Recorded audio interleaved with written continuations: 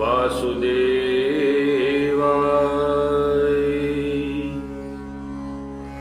गुरुर्ब्रह्मा गुरुर्विष्णु गुरुर्देवो महेश्वरा गुरुर्साक्षात् परब्रह्मा तस्मै श्री गुरुवे नमः। गजाननं भूतगणाधिसेवितं कपितजम्बुफलचारभक्षणम् उमासुतं शोकविनाशकारकं नमामि विघ्नेश्वर पादपंकजम्। शिव शक्ति भक्ति गंगा में आप सभी का बहुत बहुत स्वागत है। आइए श्रीमद् भागवत कथा का अगला कथा का प्रसंग प्रारंभ करते हैं। ओम नमो भगवते वासुदेवाय। ओम सर्वमंगल मांगल्ये शिवे सर्वार्थ साधिके शरणत्र्यंबके गौरी नारायणी नमोस्तुते। मंगलम भगवान विष्णु मंगलम गरुड़ध्वज मंगलम पुंडरीकाक्षाय मंगलाय तनो हरि ओम। ओम स्वस्ति न इंद्रो वृत्रश्रवाः स्वस्ति न पूषा विश्ववेदाः स्वस्ति निस्तार्क्ष्यो रिष्णिभिः स्वस्ति नो बृहस्पतिर्दधातु ददातु।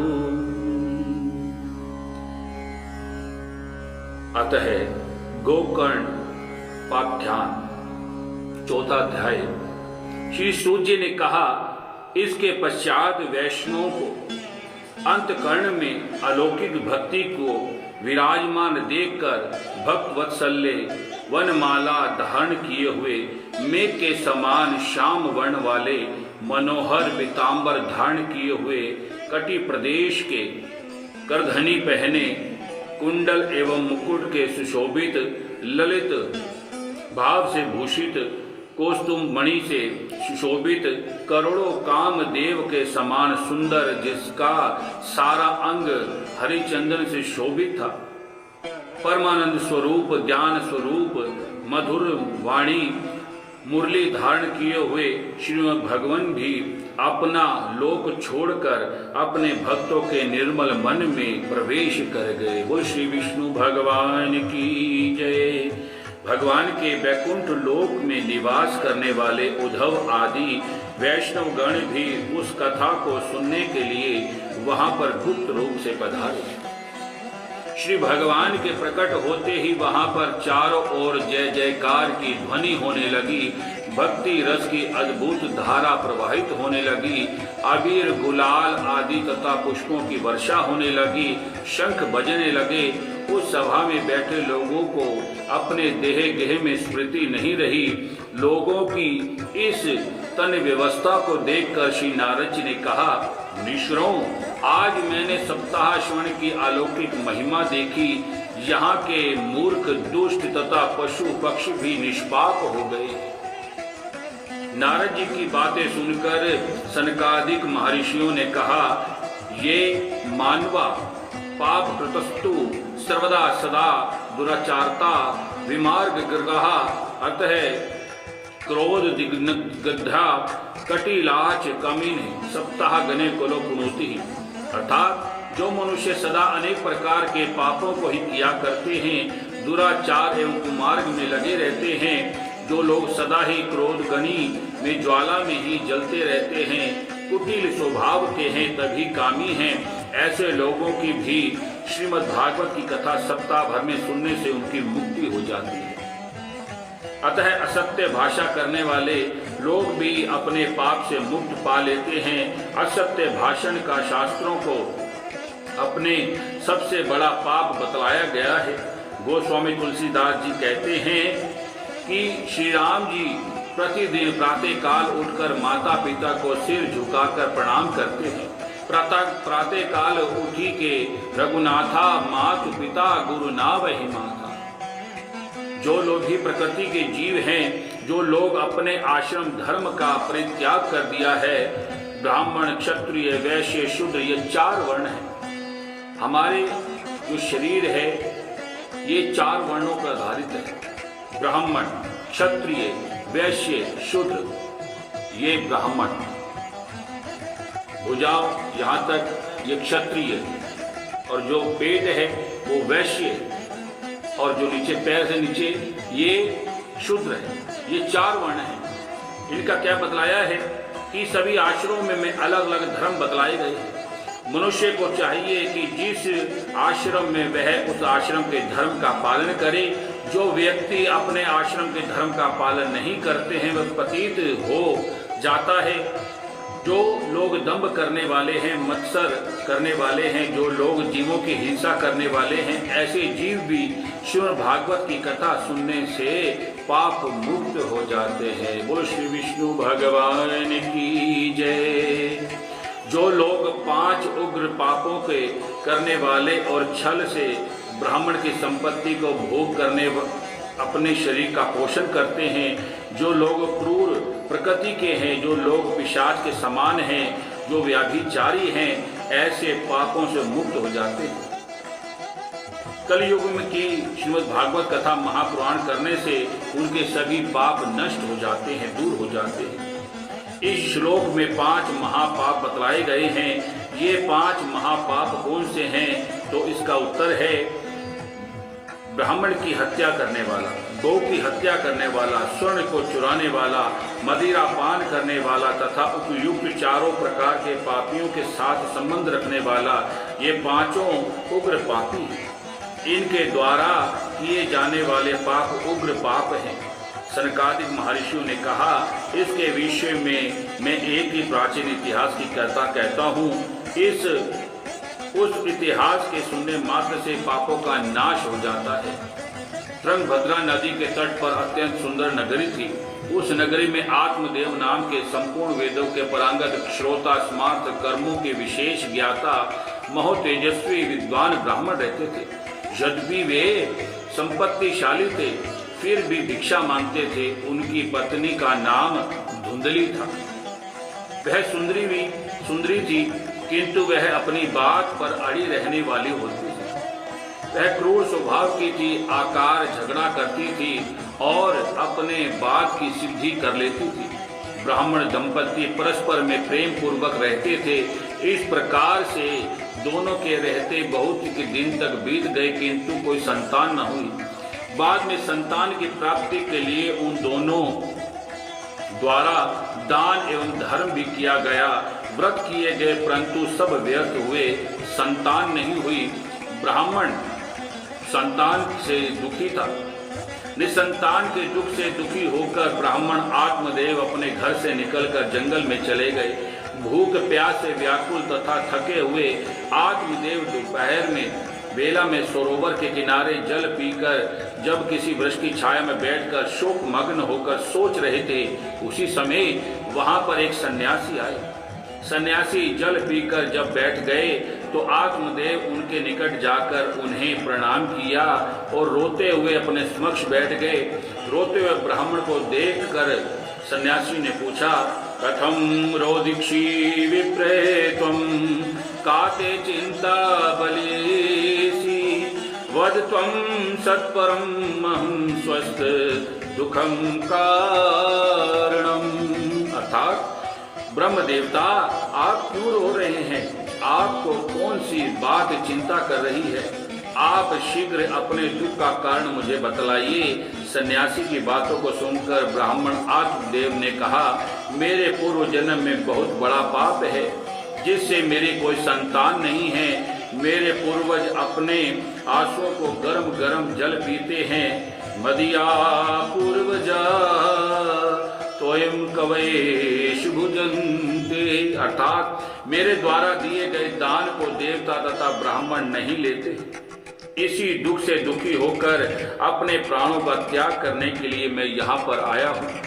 निसंतानी जीवन व्यर्थ है एवं मैं अपने प्राणों को त्याग देना चाहता हूँ। मैं जिस गौ को पालता हूँ वह गौ बंधे हो जाती है, मैं जिस वृक्ष को लगाता हूँ वह बंधे हो जाता है, मेरा बहुत बड़ा दुर्भाग्य है। इन सारी बातों को कहकर ब्राह्मण वहीं पर जोर जोर से रुदन करने लगे। सन्यासी ने ब्राह्मण के ललाट में रेखाओं में बांध कर कहा, ब्राह्मण देवता सुनिए, मैंने आपके भाग्य को देखकर समझ लिया है, आपको 7 जन्म तक कोई संतान प्राप्ति नहीं होगी। संतान से आज तक किसी का सुख मिला है? महाराज, सगर के 60,000 पुत्र हुए, किंतु उन पुत्रों से उन्हें कौन सा सुख प्राप्त हुआ?